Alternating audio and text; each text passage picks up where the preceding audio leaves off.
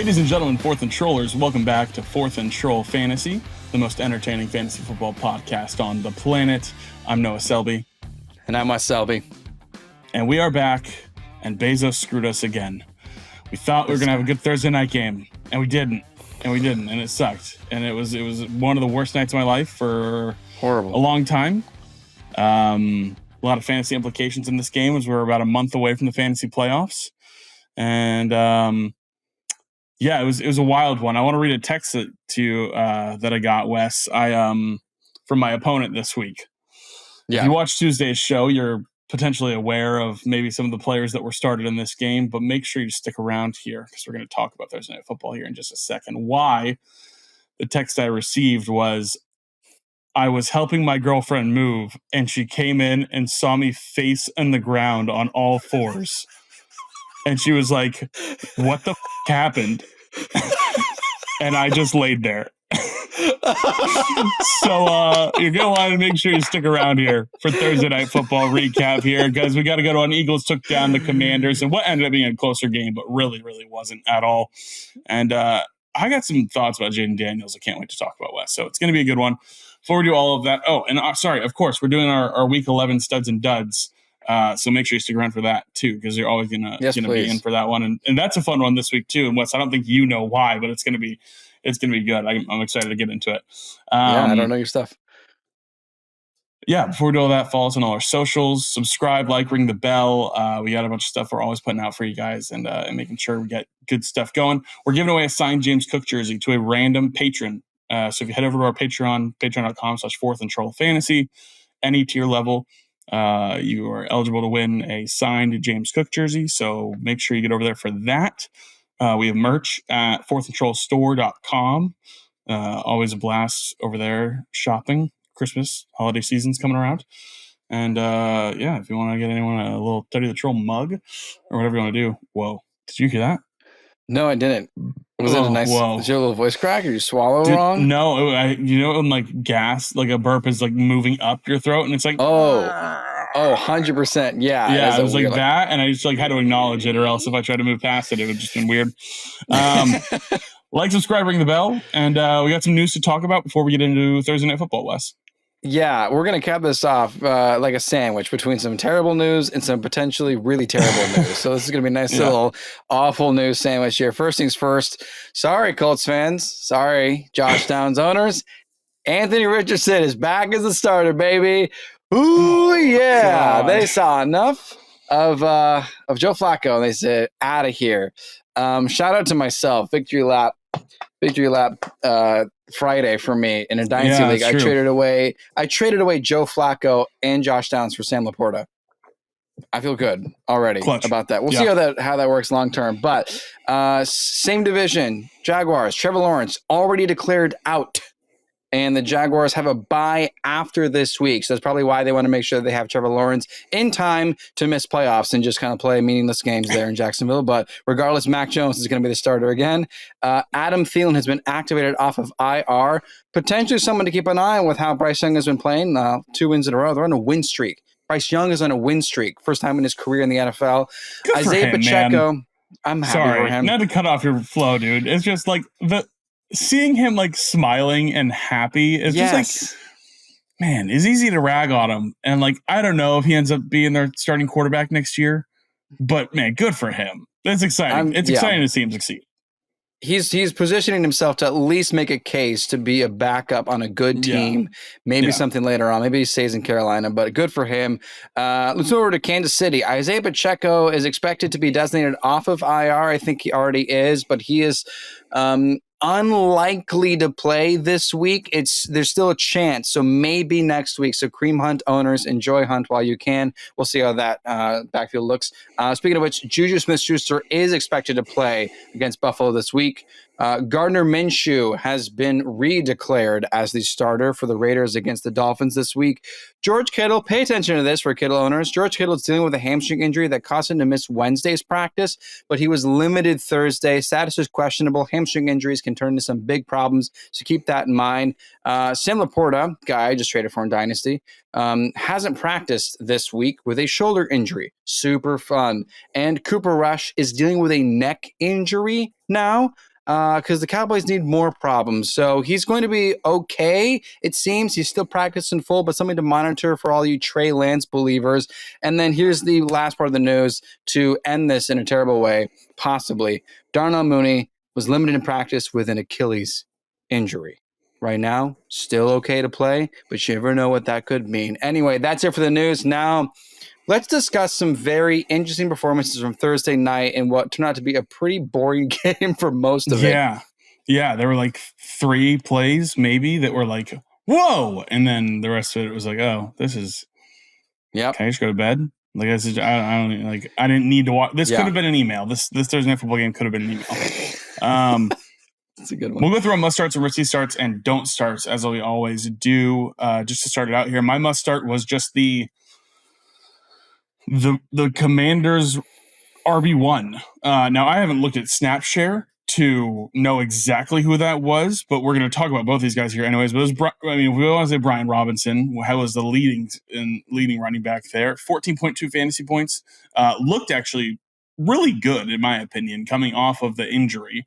Obviously didn't have any like breakaway runs or anything like that, but he was picking up chunk plays. 16 for 63 and a touchdown. Not really involved in the PPR game, but his counterpart certainly was. Good Lord.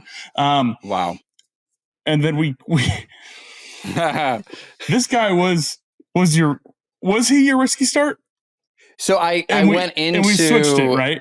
Yes, I went into this episode saying that my risky start was Zach Ertz. Right, and then once it dawned on me that it was like, oh, it's a Zach Ertz revenge game. And we both lost our mind. And we both were like, oh my God, it's going to be so good. It's going to be great. And it ended up being great. Listen, we got there, okay? Never a doubt.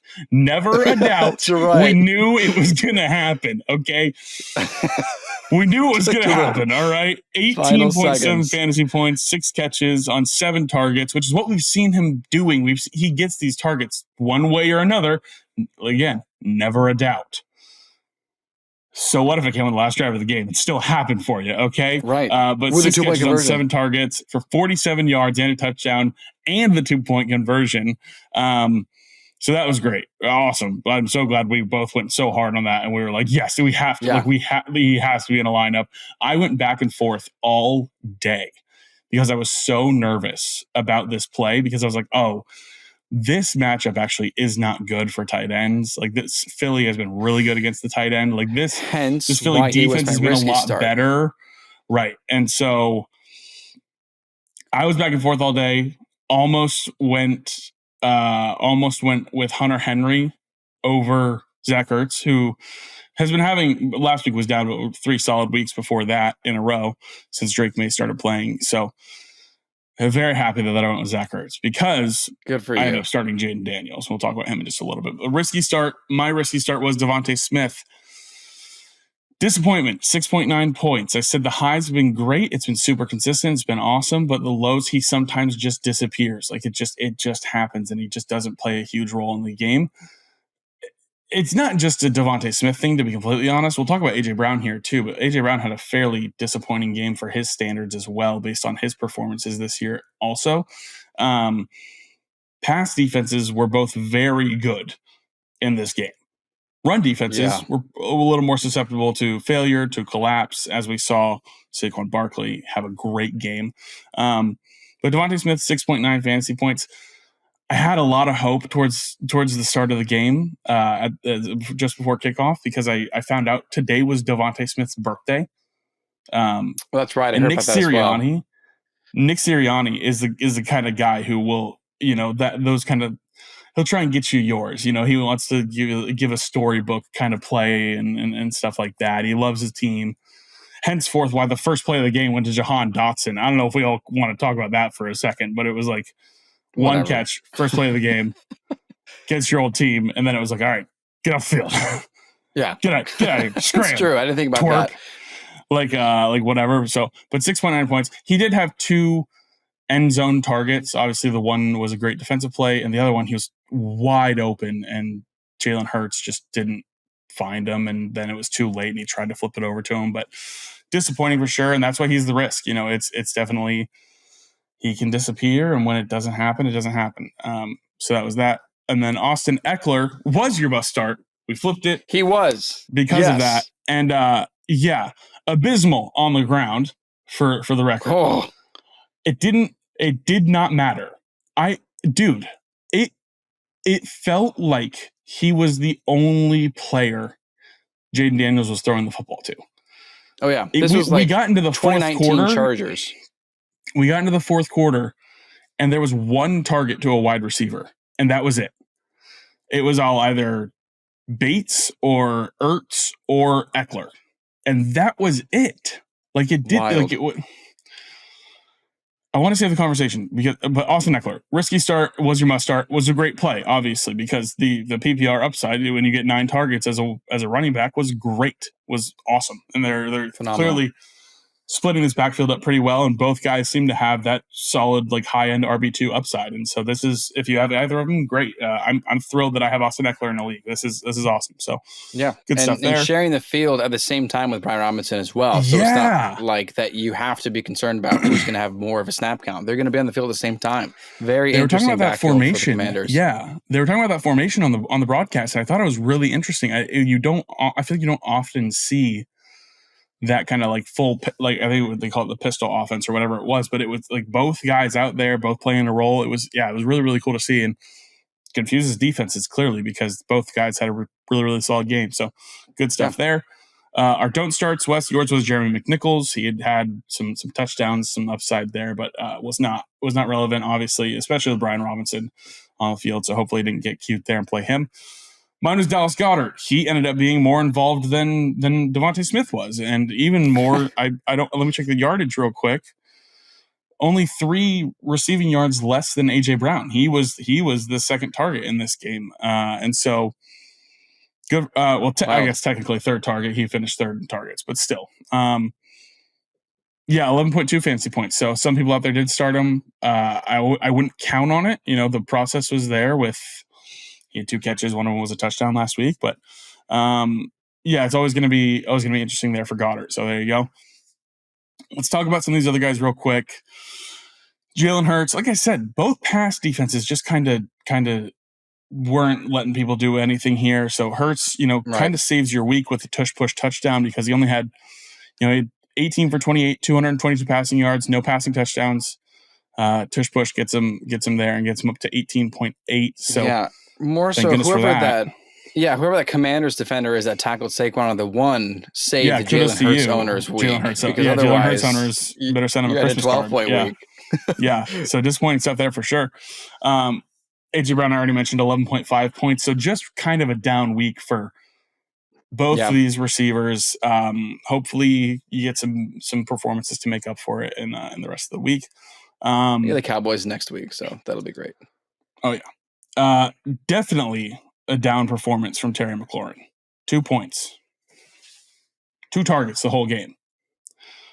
Sorry, I brushed over Saquon. Saquon was awesome. Sorry, I forgot to mention that. Well, because it's so redundant now. Like he's like offensive player of the year candidate. This is like his 5th 30-point game. Like he's stupid good. He probably will. He probably will win offensive player of the year. I mean, there's a great chance. All the injuries that have affected receivers, what receiver has the best case right now?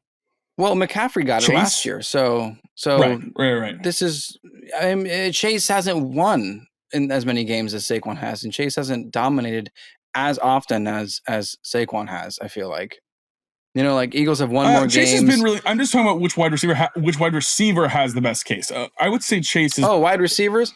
I would say Chase is probably the leader as far as receivers who have the best case, but like. It's probably a race between Saquon and Derrick Henry at this point. Well, literally, because they are leading the league in rushing yards and all-purpose yards, and they are completely changing they're both on new teams and changing that offense. Like they could meet in the Super Bowl kind of matchup. So I love it. But anyway, that's why we brushed past Saquon because it's like, duh, he won you your week. 3.8. Best pick of your draft. Easy going. There you go. Yeah. Terry McLaurin, 2 points, just 2 targets. And this leads me into Jayden Daniels.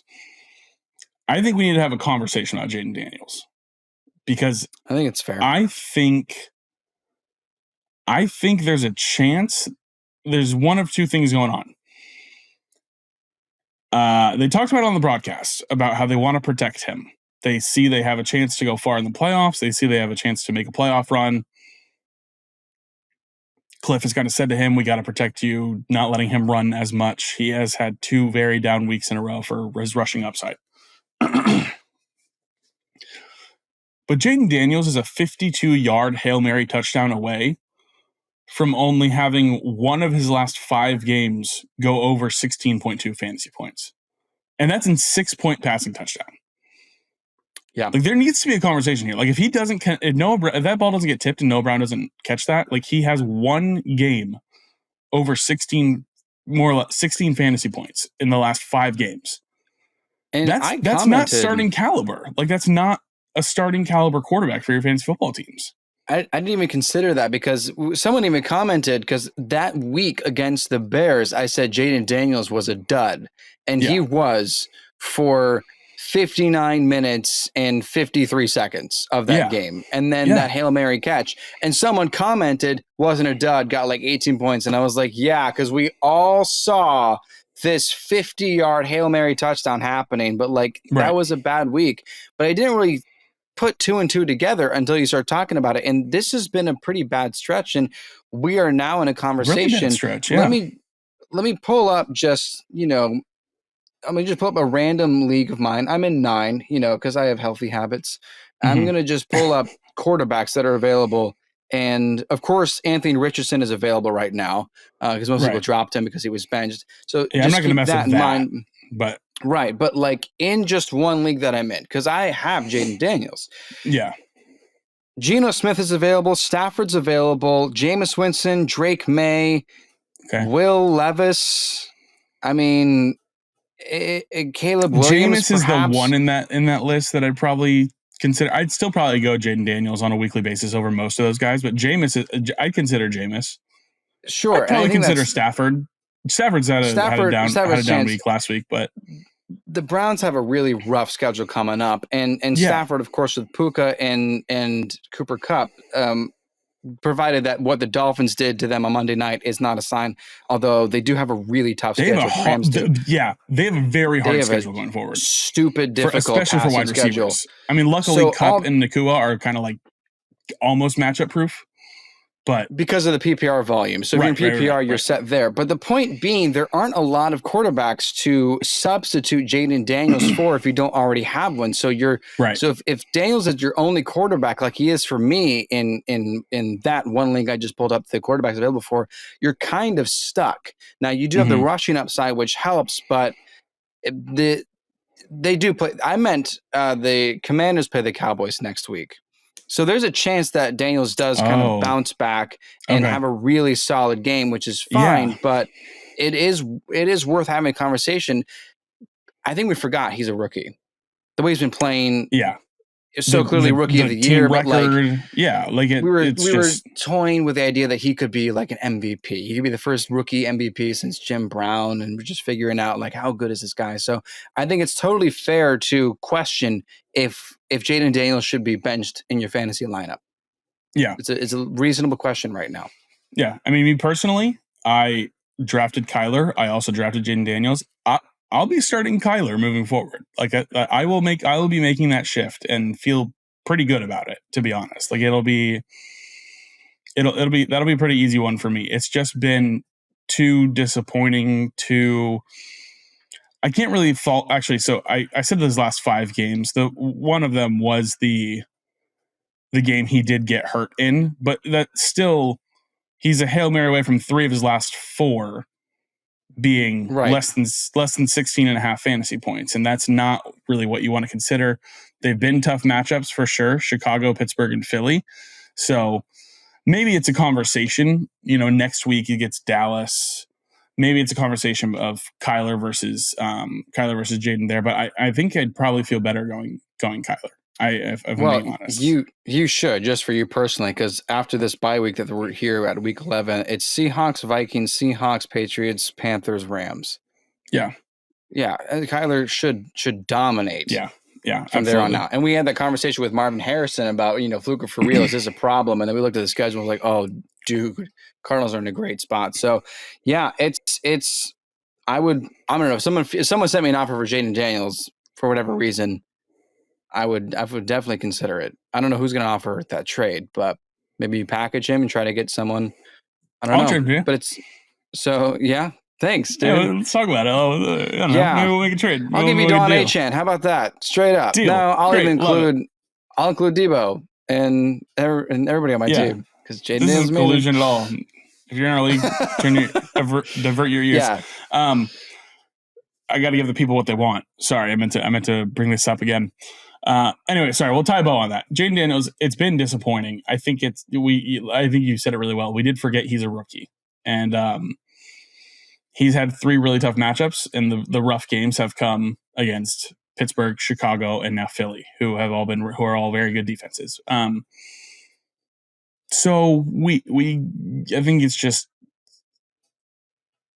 I didn't think about the matchups until actually we're just now recording. So I almost want to say like, hey, don't worry, but the lack of rushing volume is a concern. And I think, like they said on the broadcast, like Cliff was trying to keep him healthy, and he was kind of like, dude, you got to let me do my thing. Like, you got to let me kind of go. So anyway, last thing I'll say here, just the reason I got that text message from my friend who was my good buddy Josh, who was on all fours, face down on the floor at the end of the game, was because I went into the final minute of that football game, the final, whatever it was, final 2-3 minutes of that football game. I was starting Devontae Smith, so not doing too hot. But I was also starting Jayden Daniels and Zach Ertz, and I had the stack going. And I went into that final drive with 16.4 fantasy points. And I ended the game with 41.04 fantasy points at 24.6 fantasy points on that final drive. Just because, and dude, we were exactly there. We knew, we were like, it's the revenge game. It's going to be a thing, because there was a shot of them on the sideline, and it looked like Jayden was like talking to him. They're looking at each other, and he was just like, hey, sorry, man. It looked like it was like a sorry, we couldn't get one for you, like while we were here, whatever it was. And I just had this gut feeling. I was like, dude, it's going to happen. I was like, it's got to happen. And it happened, and he gets the 2-point conversion, and 24.6 fantasy points on the final drive for me. That was insane. Like, that is incredible. My night was going terrible, and then it turned out awesome. So there you go. That's it. Better Thursday Night Football next week, Bezos. Come on. You gave us a good one. Please. Get back on track. You're allowed to have multiple good games. Yeah. It's ridiculous. It's not in the contract. Studs and duds. Here we go. Week 11. Studs. Your guys that are going to be difference makers. We believe if you get these guys in your lineup, they're going to give you that positional advantage. They can help you win your week. Duds. Guys that you should not have in your lineup. Do not consider them somebody that you usually might think that, okay, this guy's got to be in the lineup. No, they don't. We're going to talk about them. You got to get them out. Make sure you keep tuned in. So we got some good guys to talk about here. It's some big names, to be completely honest with you. So here we go. I've got quarterbacks and wide receivers, Wes. You've got running backs and tight ends. I'm going to take it over here. Quarterback stud for week 11, Mr. Unlimited. It's Russell Wilson. Russell Wilson up against the Baltimore Ravens. He's averaging 22.9 fantasy points in his 3 starts for the Steelers this year. Baltimore pass defense is the worst in the NFL. Baltimore offense is the best in the NFL. Pittsburgh is going to have to keep up and air it out, because you cannot really run the ball against against Baltimore. They do a very good job stopping the run. Mike Williams' addition to the team. Baltimore's allowing 22.1 fantasy points to opposing quarterbacks this season. But that includes 2 big Joe Burrow games. No, it doesn't.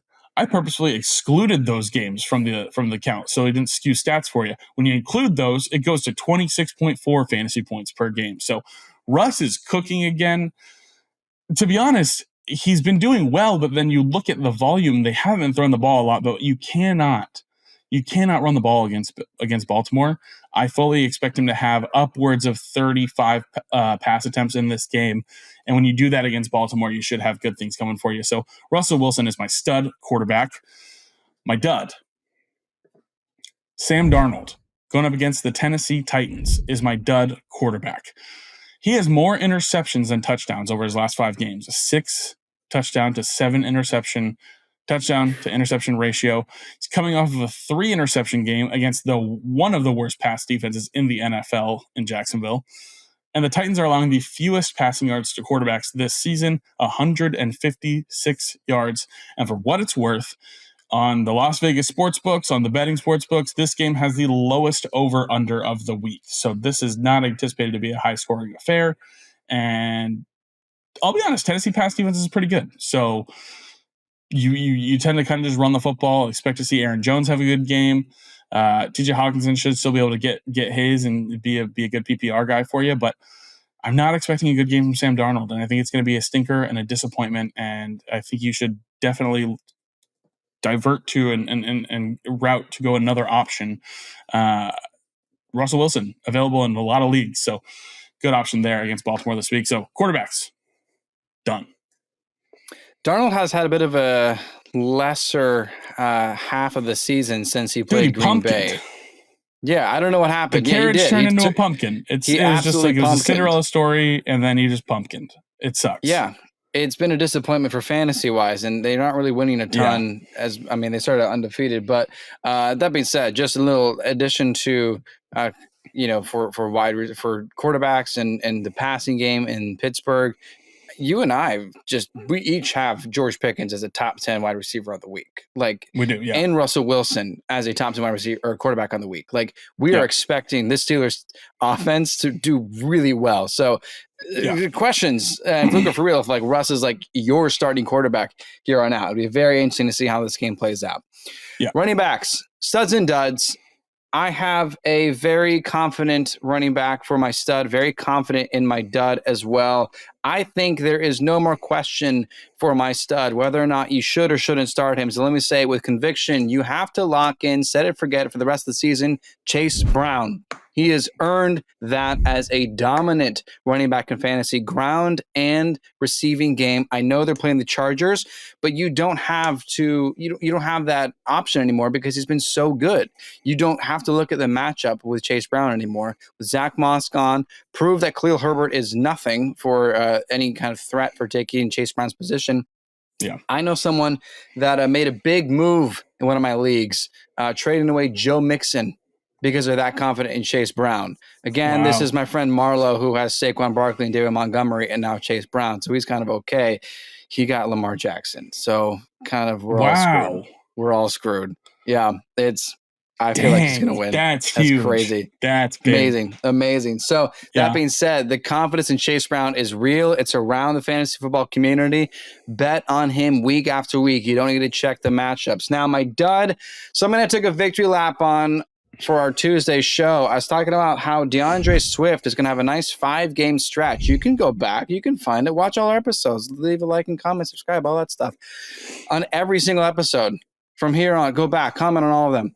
But I said DeAndre Swift was going to have a 5-game stretch of being great, and it was going to plummet, just like it did last year with the Eagles, and it has already begun, and you can sit him. He also has a really, really rough schedule. If you think anything may happen, no, he's got Green Bay, and then it's the Vikings, and then it's the Lions. And then it's the 49ers, which may work out, and then it's the Vikings, and then the Lions. And the Seahawks actually have a pretty good rush defense. DeAndre Swift is a dud. Try to trade him if you can. If you have the opportunity, trade him away. But DeAndre Swift, do not put him in your lineup. You're going to lose because he's going to get single digits again this week for Week 11. Yeah, I completely agree, especially because DeAndre Swift is in my opponent's lineup, so it has to be correct. It has to be correct. Yeah, I'm manifesting that for you. Running back dud. There you go. Wide receivers. My wide receiver stud. I didn't mean to do it this way, but I couldn't not acknowledge it. George Pickens up against the Baltimore Ravens is my wide receiver stud. Paired up with my quarterback stud.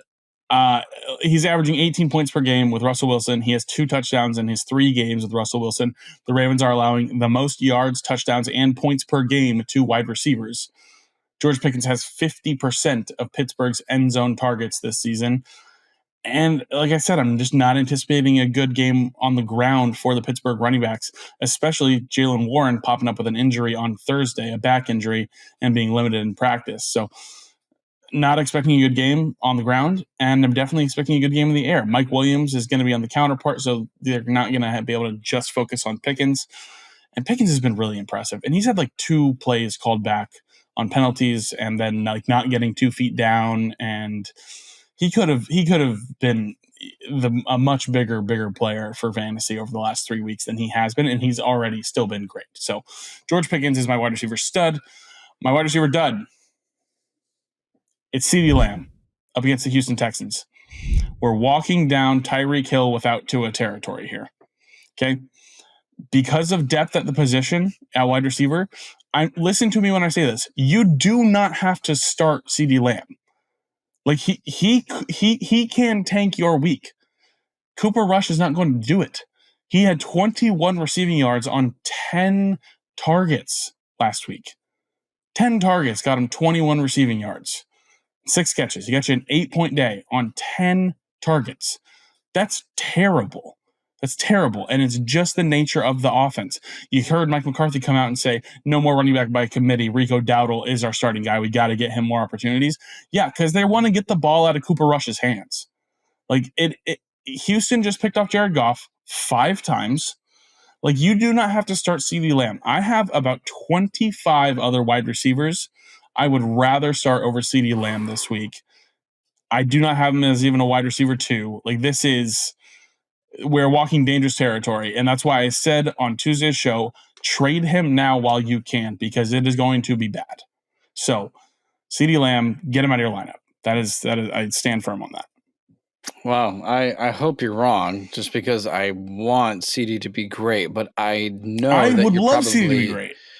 I would too, right. Yeah. Just seeing how Tyreek has done. And I know Cooper Rush had a pretty good stretch with him in 2022, but enough of that, because it's time for a 4th and troll triple down. Let's talk about these Steelers. Come on. I've got tight ends, studs and duds. My stud tight end is Pat Freiermuth. I'm not kidding. I think that's why you said you're going to love this, Wes. Yeah. I do. We are all in on the Steelers. If you've got a Steeler, lock him in your lineup. They're going to have a great game for you. I might even throw in Najee Harris. I mean, this is awesome. I'm loving the passing game from Pittsburgh, especially against the best defense for fantasy with the passing volume. Nothing else to add. Freiermuth has been fine. He's been average. He's had some good games here and there, but if you've got a streaming option, you don't like your current tight ends, maybe you got Laporta. You got to figure out something just in case Laporta is hurt. Maybe Kincaid. And you probably should. Maybe Kincaid. Kincaid's actually been dealing with some injuries as well. And you probably should start Freiermuth over them either way, because they've had some pretty bad seasons. Go for Freiermuth. We're loving the Steelers. This is going to be awesome. And my dud is just for the simple reason that he has a bad quarterback. Evan Ingram is my dud, because Mac Jones is going to be slinging the rock against Detroit.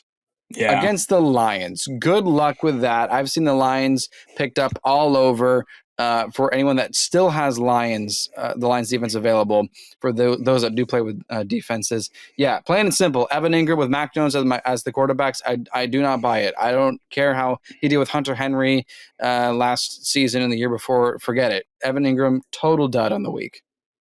Yeah, I completely agree with you. I'm going to say, actually, and this is kind of crazy to think about because Trevor Lawrence could come back, but I think if there's someone on your waiver wire that you're like, oh man, I wish I had the roster spot, and you have Evan Ingram, I think you can drop Evan Ingram because you're not going to play him this week, and he has a bye week next week.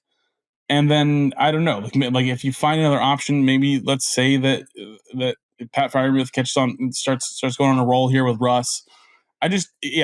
I have Evan Ingram in a league. I dropped him to pick up, I believe, like an insurance running back, because it was like, I'm not going to start him this week. I'm not starting him next week. I would rather have 2 weeks of insurance for my starting running back than if I need to go get him again afterwards. So completely agree with you. Yeah, I understand the strategy. We're 1 for 1 on tight end starts this week. So Pat Freiermuth is going to hit, and it's going to go 2 for 2, and it's going to be great. And I can't wait for it. I love this. That's it. We hope you guys have a great week 11. We are hoping the same for ourselves. And drop in the comments. Let us know if you're a Jayden Daniels owner. Are you worried? Are we panicking a little bit? It's definitely not been great. Is he broken? Is he broken? Has he not just been? Is this the end of the fantasy production for him, or do we still have hope? So we'll definitely see what happens there. We'll monitor it. Like, subscribe, ring the bell, follow us on all our socials that are all linked down in the description. And we will see you on Tuesday. My name is Noah Selby. And I'm Wes Selby. And this has been 4th and Troll Fantasy. 4th and Troll Fantasy is a production of FQ Media and Selby Artistic Workshop.